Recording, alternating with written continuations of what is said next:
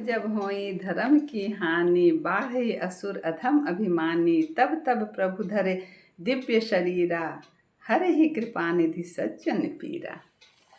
राधे राधे।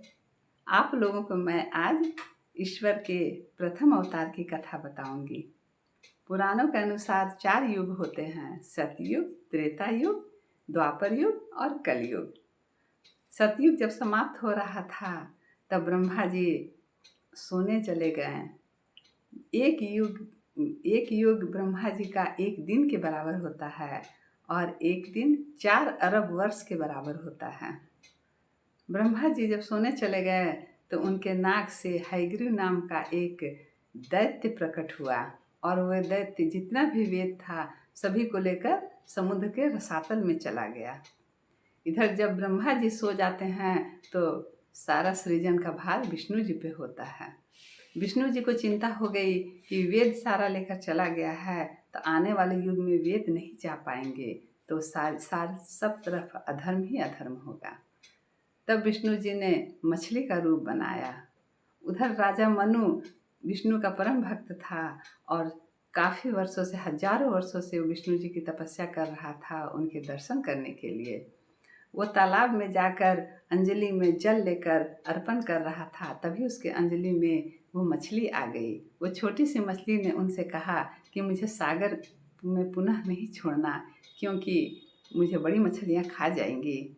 तब मनु ने उन्हें अपने घर ले आया और उसे एक पात्र में रख दिया। पात्र में वो मछली बड़ी होने लगी।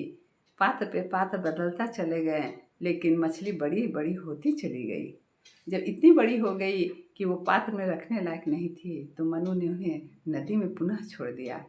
नदी में भी वो मछली इतनी बड़ी हो गई कि पूरे नदी को ढक लिया। अब उन्हें तो आश्चर्य हुआ।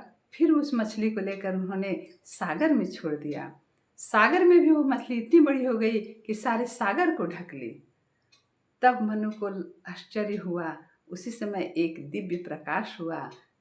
तब राजा मनु समझ गए कि ये हमारे परमात्मा भगवान विष्णु जी हैं। उन्होंने झुककर नमस्कार किया और भगवान जी ने उन्हें आज्ञा दी कि मनु 7 दिन के बाद इस युग का समाप्त हो जाएगा। तुम जाओ, एक बड़ी सी नौका बनाओ और उसमें सप्त ऋषियों सहित जितने जीव जंतु हैं उन्हें लेकर उस नौका पे सवार हो जाओ। राजा मनु चला गया नौका बनाने के लिए।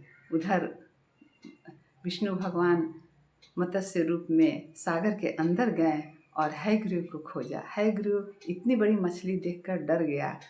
विष्णु भगवान ने उनका वध किया और सारे वेद को लेकर ब्रह्मा जी के पास रखाया।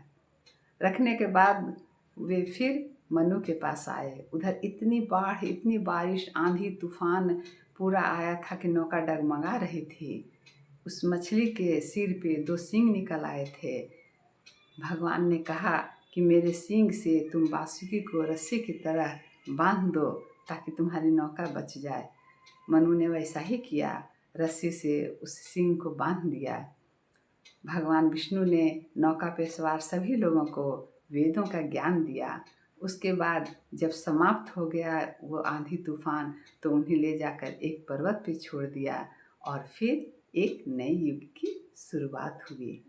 इस तरह मत्स्य अवतार की कहानी पूरी हुई। राधे राधे।